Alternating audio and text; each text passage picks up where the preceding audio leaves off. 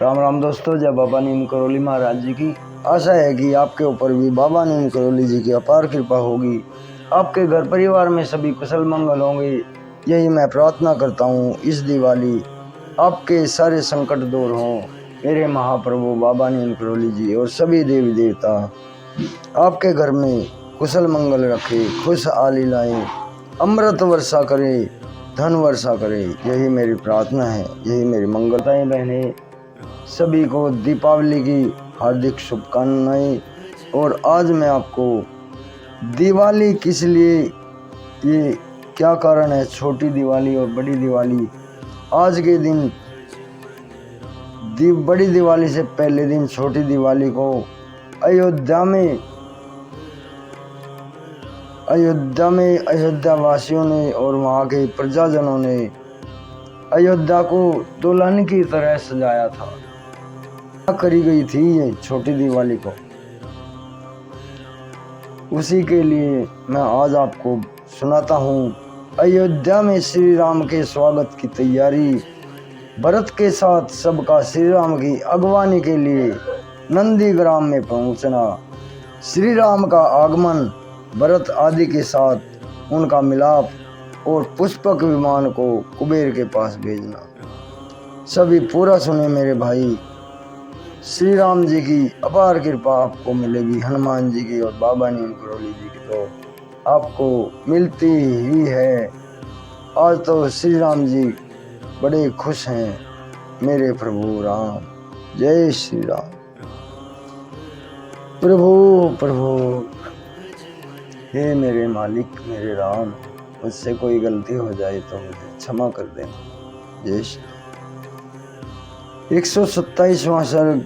अयोध्या में श्री राम के स्वागत की तैयारी, भरत के साथ सबका श्री राम की अगवानी करने के लिए नंदीग्राम में पहुंचना और श्री राम का आगमन, भरत आदि के साथ उनका मिलाप और पुष्पक विमान को कुबेर के पास भेजना। शुरू करते हैं।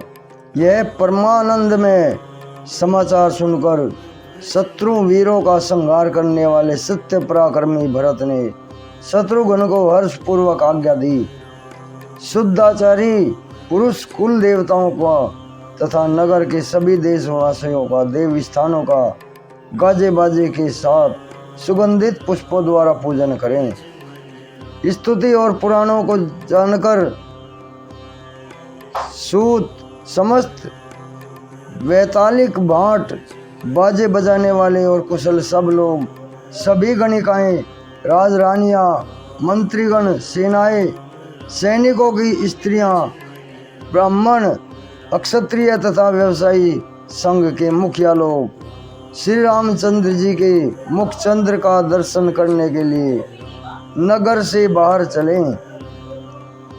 भरत जी की यह बात सुनकर शत्रु वीरों का संहार करने वाले शत्रुघ्न ने कई हजार मजदूरों की अलग अलग टोलियां बनाकर उन्हें आज्ञा दी, तुम लोग ऊंची नीची भूमियों को समतल बना दो, अयोध्या से नंदीग्राम तक का मार्ग साफ कर दो, आसपास की सारी भूमि पर बर्फ की तरह ठंडे जल का छिड़काव कर दो।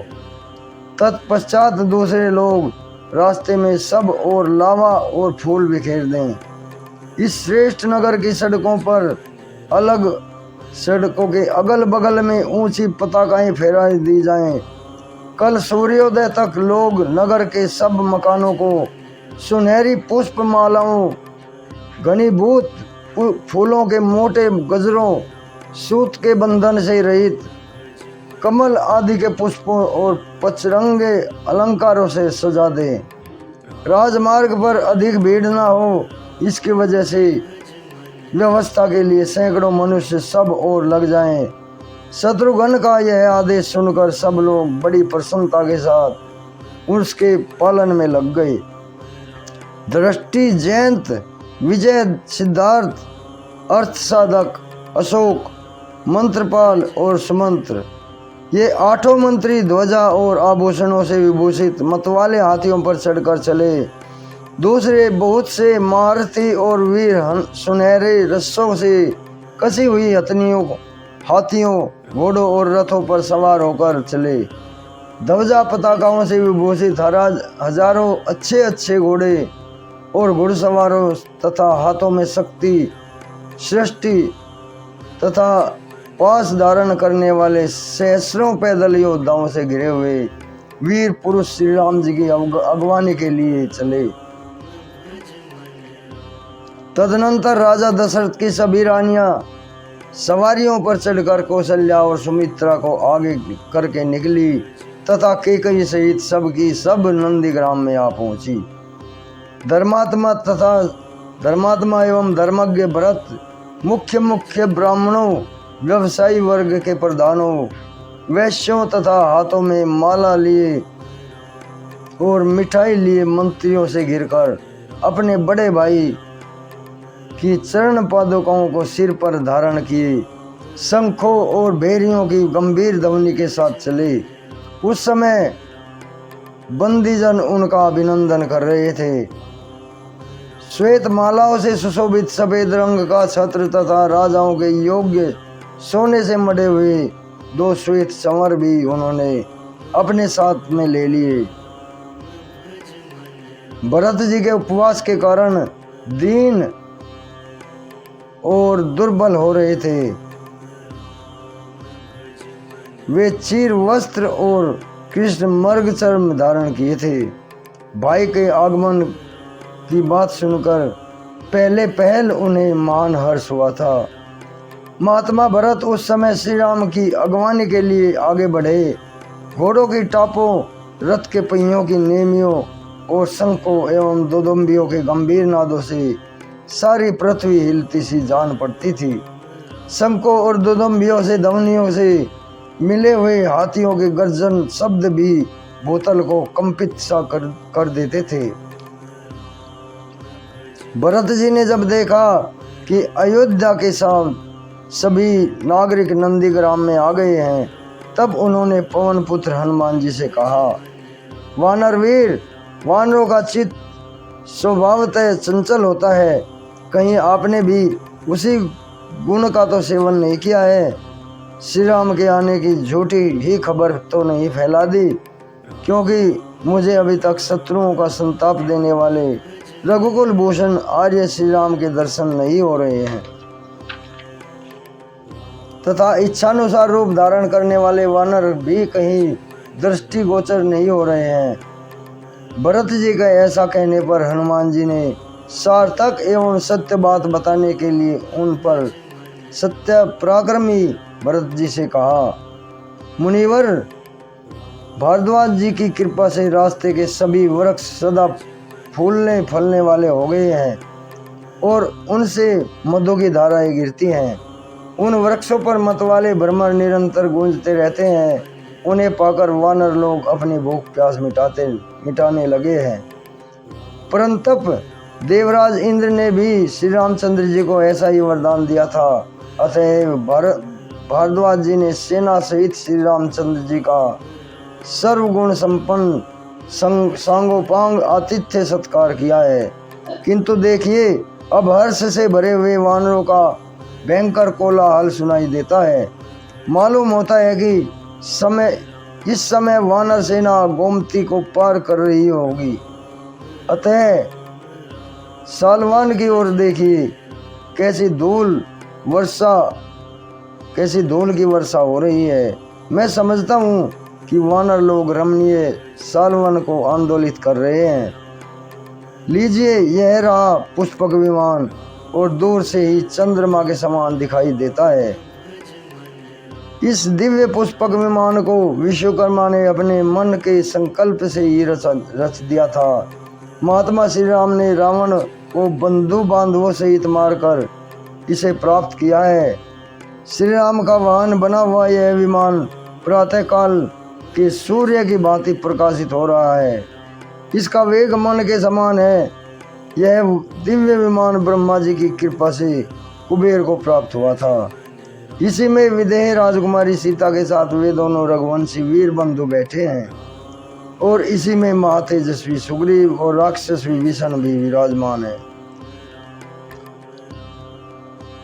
हनुमान जी के इतना कहने कहते ही स्त्रियों, बालकों, नौजवानों और बूढ़ों सभी पूर्ववासियों के मुख से यह वाणी फूट पड़ी, अहो ये श्री रामचंद्र जी आ रहे हैं। उन्होंने उन नागरिकों का वह हर्षवर्धन हर्षनाद स्वर्ग लोक तक गूंज उठा। सब लोग हाथी, घोड़ों और रथों से उतरकर भाग पड़े। पृथ्वी पर खड़े होकर विमान पर विराजमान श्री रामचंद्र जी का उसी तरह दर्शन करने लगे जैसे लोग आकाश में प्रकाशित होने वाले चंद्रदेव के दर्शन करते हैं। भरत जी श्री राम की ओर देखकर दृष्टि लगाए हाथ जोड़कर खड़े हो गए। उनका शरीर हर्ष से पुलकित था। उन्होंने दूर से ही अर्धपाद आदि के द्वारा श्री राम का विधिवत पूजन किया। विश्वकर्मा द्वारा मन से रचे हुए उस विमान पर बैठे हुए विशाल नेत्रों वाले भगवान श्री राम वज्रधारी देवराज इंद्र के समान शोभा पा रहे थे। विमान के ऊपरी भाग में बैठे हुए भाई श्री राम पर दृष्टि पड़ते ही भरत ने विनीत भाव से उन्हें उसी तरह प्रणाम किया जैसे मेरू के शिखर पर उदित सूर्य देव को द्विज लोग नमस्कार करते हैं।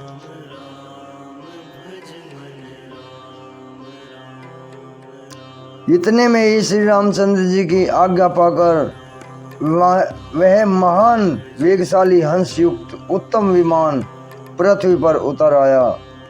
भगवान श्री राम ने सत्य पराक्रमी भरत जी को विमान पर चढ़ा लिया और उन्होंने श्री रघुनाथ जी के पास पहुंचकर आनंद विभोर होकर पुनः उनके श्री चरणों में साष्टांग प्रणाम किया।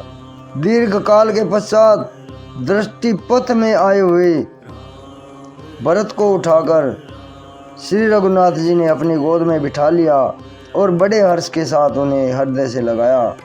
तत्पश्चात शत्रुओं को संताप देने वाले भरत ने लक्ष्मण से मिलकर उनका प्रणाम ग्रहण करके विदेह कुमारी राजकुमारी सीता को बड़ी प्रसन्नता के साथ प्रणाम किया, अपना नाम भी बताया। इसके बाद केकई कुमार भरत ने सुग्रीव, जामवंत, अंगद, मेंद, द्विद, नील, ऋषभ, सुषेण, नल, ग्वाक्ष, गंधमादन, शरभ और पनस का पूर्ण रूप से आलिंगन किया।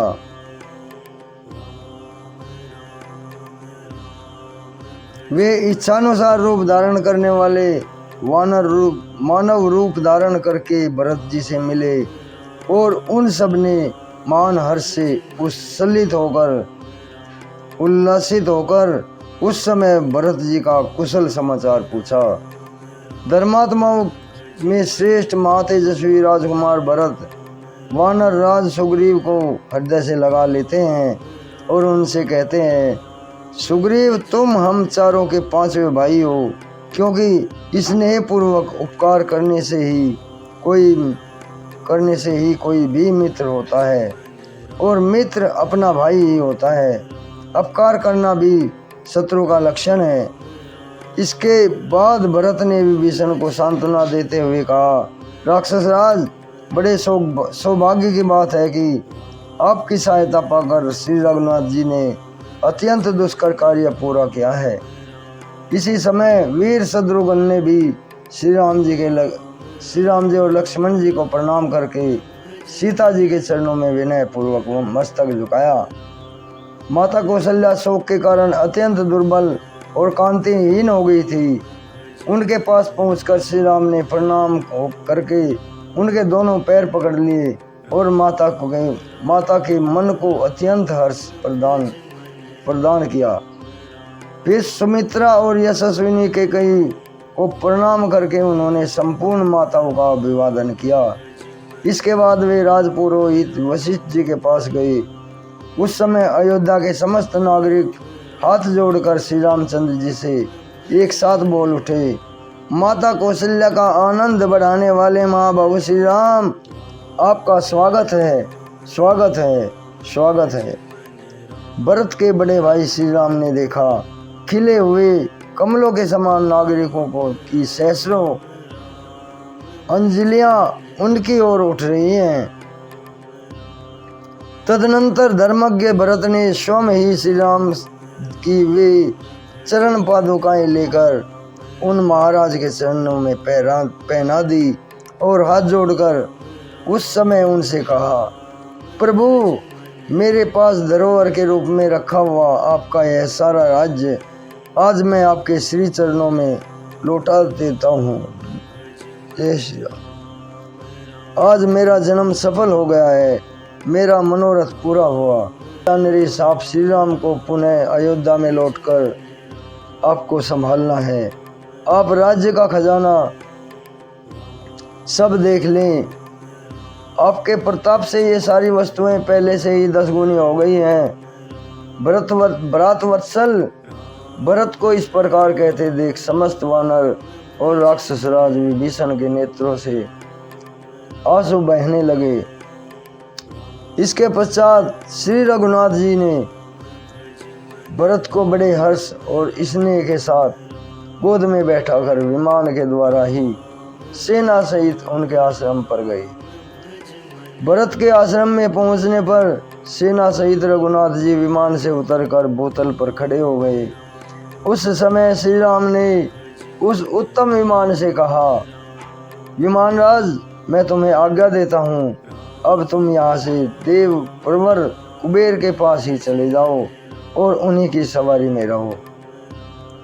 श्री राम की आज्ञा पाकर यह परम उत्तम विमान उत्तर दिशा की ओर लक्ष्य करके कुबेर के स्थान पर चला गया। राक्षस रावण ने जिस दिव्य पुष्पक विमान का बलपूर्वक अधिकार कर लिया था, वही अब श्री रामचंद्र जी की आज्ञा से प्रेरित होकर वेग पूर्वक कुबेर की सेवा में चला गया। तत्पश्चात पराक्रमी रघुनाथ जी ने अपने सखा पुरोहित वशिष्ठ पुत्र सुयज्ञ के उसी प्रकार चरण छुए जैसे देवराज इंद्र बृहस्पति के चरणों में स्पर्श करते हैं। फिर उन्हें एक सुंदर पृथक आसन पर विराजमान करके उनके साथ दूसरे आसन पर वे स्वयं में बैठे। इस प्रकार श्री वाल्मीकि निर्मित आस रामायण आदि काव्य में युद्ध कांड का 127वां सर्ग पूर्ण हुआ। आज के दिन छोटी दिवाली मनाई जाती है। श्री राम जी के स्वागत की तैयारी। जय श्री राम।